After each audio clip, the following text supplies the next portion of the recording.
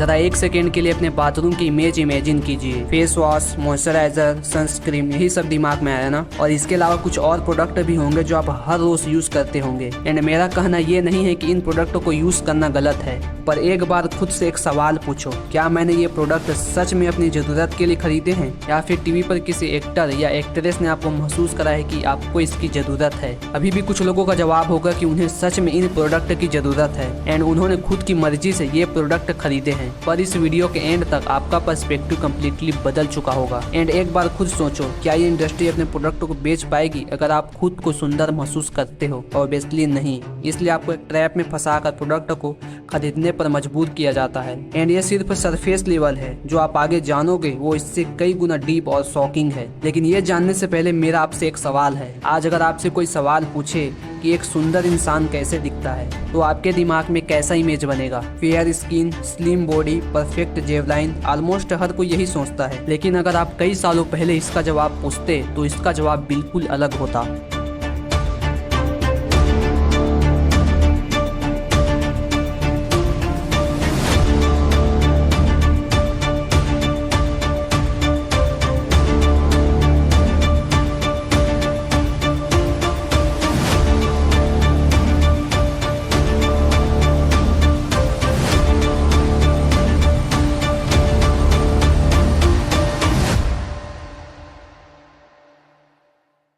प्राचीन भारत में ब्यूटी को सौंदर्य कहा जाता था और इसका मतलब था बॉडी, माइंड और आत्मा तीनों का बैलेंस होना, ना कि सिर्फ स्किन कलर पर डिपेंडेंट होना। आयुर्वेद का सिंपल लॉजिक था, जो इंसान अंदर से हेल्दी है, इमोशनली स्टेबल है और स्ट्रॉन्ग है, संतुलित है, उसकी स्किन अपने आप में ग्लो करेगी। उस समय अच्छा कॉम्प्लेक्शन कोई गोल नहीं था, वो सिर्फ एक साइड इफेक्ट था अंदर की अच्छी हेल्थ का, न कि आज की तरह प्रोडक्ट लगाकर आर्टिफिशियली ग्लो लाने का। चरक संहिता और सुश्रुत संहिता इंडिया के सबसे पुराने मेडिकल किताबें हैं। इन्होंने ब्यूटी को 3 पार्ट में डिफाइन किया है। रूपम, आउटर अपीयरेंस यानी स्किन, हेयर, आइस। गुणम, इनर ब्यूटी यानी काइंडनेस, इमोशन, कैरेक्टर। त्याग, एज डिफाइंग एनर्जी और विटालिटी। और साथ में एक इंटरेस्टिंग बात भी बताई गई है, बिना गुणम के रूपम अधूरा है, यानी अगर आप में इनर ब्यूटी नहीं है तो आउटर ब्यूटी ऑलमोस्ट वर्थलेस है। काजल, जिसे अथर्ववेद में अंजना कहते हैं, ये सिर्फ स्टाइलिश दिखने के लिए नहीं था। लोग इसे आंखों को प्रोटेक्ट करने के लिए, इविल आइज से बचने के लिए यूज करते थे, इसलिए बेबीज को भी लगाया जाता था। पर आज ये लेडीज के लिए ब्यूटी प्रोडक्ट बनकर रह गया है।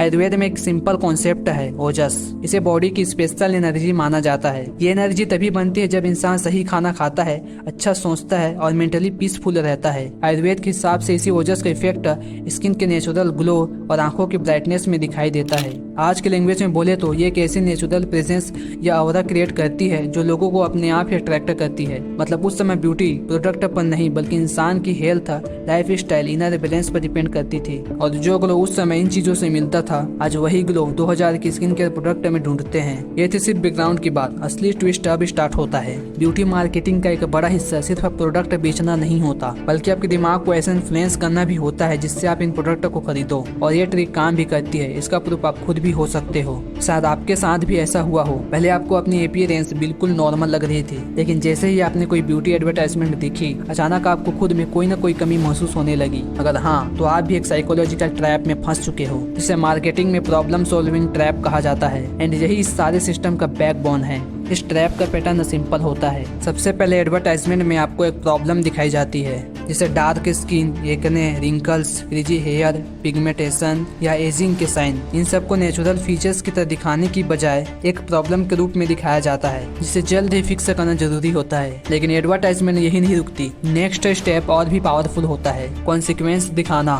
डल स्किन वाले कैरेक्टर को अक्सर कम कॉन्फिडेंस दिखाया जाता है, एक्ने वाले पर्सन को सोशली कमजोर दिखाया जाता है, और डार्कर स्किन टोन को एडवर्टाइजमेंट में रिजेक्शन, फेलियर या डिसएडवांटेज से जोड़ दिया गया है। ये मैसेज कभी डायरेक्टली नहीं दिखाया जाता, लेकिन धीरे धीरे एक आइडिया माइंड में बैठ जाता है। अगर तुमने ये कमी फिक्स नहीं किया तो शायद तुम्हारी कॉन्फिडेंस, तुम्हारी अपॉर्चुनिटी या कभी कभी तुम्हारी सोशल लाइफ भी इफेक्ट हो सकती है। और फिर आता है एडवर्टाइजमेंट का फाइनल स्टेप, सॉल्यूशन। एक क्रीम ब्राइटनेस स्किन को प्रॉमिस करती है तो एक सीरम रिंकल्स रिड्यूस करने का, और कुछ सेकंड के अंदर ही वही कैरेक्टर जो आपको पहले इनसिक्योर दिखाया जा रहा था, वो तुरंत प्रोडक्ट यूज करने के बाद कॉन्फिडेंस और सक्सेसफुल नजर आने लगती है। इस तरह की रिपीटिंग साइकिल क्रिएट हो जाता है। पहले इनसिक्योरिटी इनसिक्योरिटी हाईलाइट करो, फिर उस इनसिक्योरिटी का सोल्यूशन भेज दो। अगर आप स्क्रीन पर ऐसे इंसान को देखते हो जो आपकी तरह सिमिलर प्रॉब्लम फेस कर रहा है, तो फिर उस प्रॉब्लम को ठीक करने के लिए आप वो प्रोडक्ट खरीदने से अपने आप को कैसे रोक पाओगे। सीधा सीधा पता चल रहा है कि ये सब अचानक नहीं हुआ। साइकोलॉजी में एक कॉन्सेप्ट है सोशल कंपैरिजन थ्योरी, यानी इंसान नेचुरली अपनी दिखावट और एबिलिटी को दूसरों से कंपेयर करके एवुलेट करता है, और ब्यूटी एडवर्टाइजिंग इसी चीज का फुल एडवांटेज लेती है। एड्स में हमेशा highly attractive models,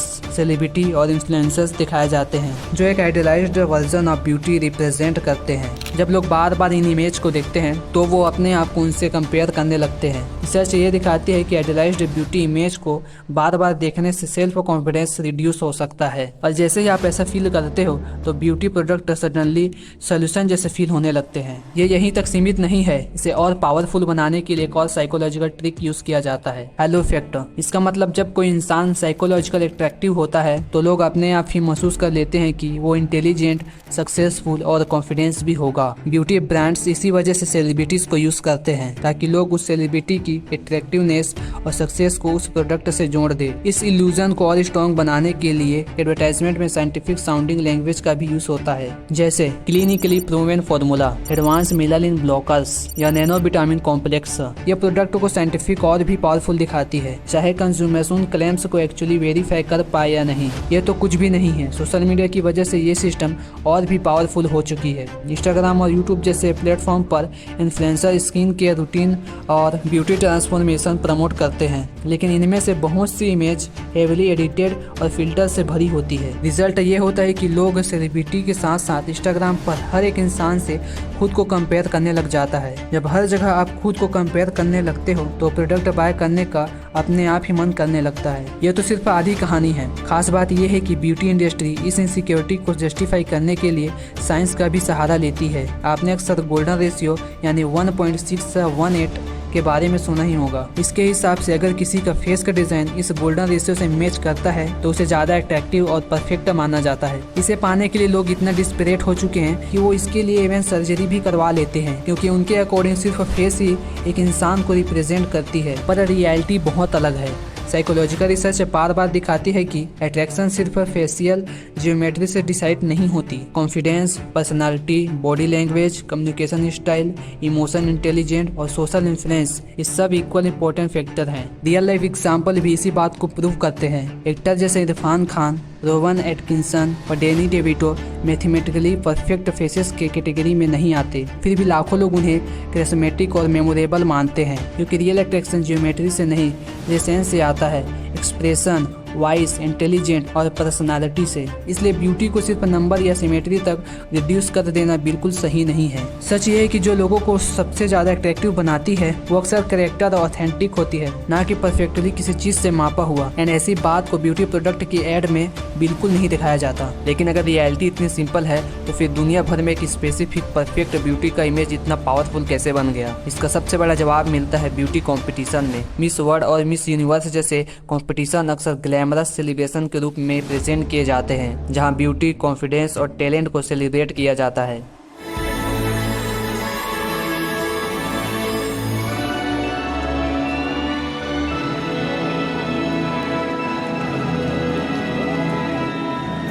Opal Sachata from Thailand is the 72nd. You're gonna make me cry, Stephanie. Your video was beautiful, but you will be a Miss World that we will miss, but we'll always be friends. That is very Okay? India.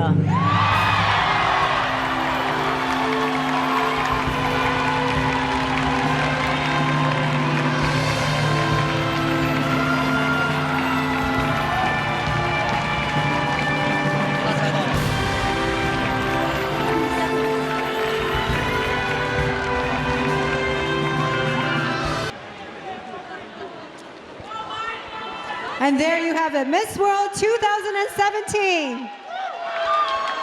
Maurice Chilla is Miss World 2017.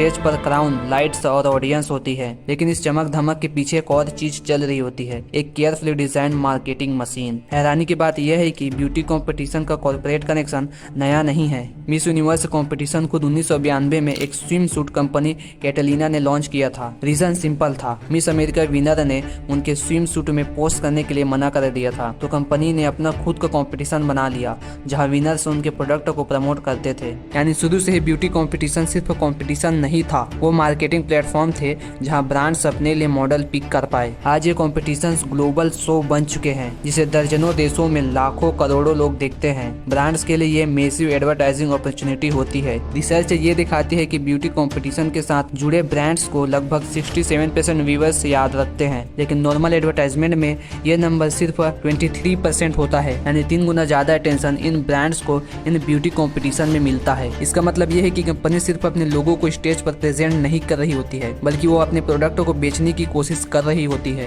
Sponsorship के scale की बात करें तो वो भी कोई छोटा नहीं है। मिस वर्ल्ड और मिस यूनिवर्स जैसे इवेंट में मल्टीपल ग्लोबल ब्रांड्स स्पॉन्सर होते हैं। कंपटीशन में हिस्सा लेने वाले मॉडल्स खुद भी इन ब्रांड्स के लिए मार्केटिंग कंटेंट क्रिएट करती है, जिससे पूरा कंपटीशन एक ग्लोबल प्रमोशन कैंपेन बन जाता है। कंपटीशन जीतने के बाद विनर्स अक्सर मॉडल, एक्टर और ब्यूटी ब्रांड एम्बेसडर बन जाती हैं। धीरे धीरे उनका फेस लोगों के लिए आइडल ब्यूटी स्टैंडर्ड का सिंबल बन जाती है। एंड शायद आपको इस बारे में नहीं पता होगा कि जो परफेक्ट फेसेस स्टेज पर नजर आते हैं वो हमेशा नेचुरल नहीं होते। जिन सेलिब्रिटी को हम परफेक्ट ब्यूटी का एग्जाम्पल मानते हैं, कई बार उनकी ब्यूटी कम्प्लीटली नेचुरल नहीं होती। बॉलीवुड से लेकर हॉलीवुड तक कई फेमस एक्ट्रेस कॉस्मेटिक प्रोसीजर्स करवाती हैं, जैसे प्रियंका चोपड़ा, अनुष्का शर्मा, शिल्पा शेट्टी और काइली जेनर। इसका मतलब ये नहीं कि ये सब गलत है। जो ब्यूटी को हम एड्स में देखकर पाने की कोशिश करते हैं वो नेचुरली एक्ट्रेस के पास भी नहीं होते, और शायद यही इस पूरी स्टोरी का सबसे इम्पोर्टेंट पॉइंट है। जो ब्यूटी हमें अक्सर एड्स में दिखाए जाते हैं वो अक्सर नेचुरली किसी के पास नहीं होते, ना ही मॉडल्स के पास और ना ही किसी सेलिब्रिटी के पास जो उन प्रोडक्ट को प्रमोट कर रहे होते हैं। फिर भी हर रोज हमें ये बिलीव कराया जाता है कि अगर हम बस एक और क्रीम, एक और सीरम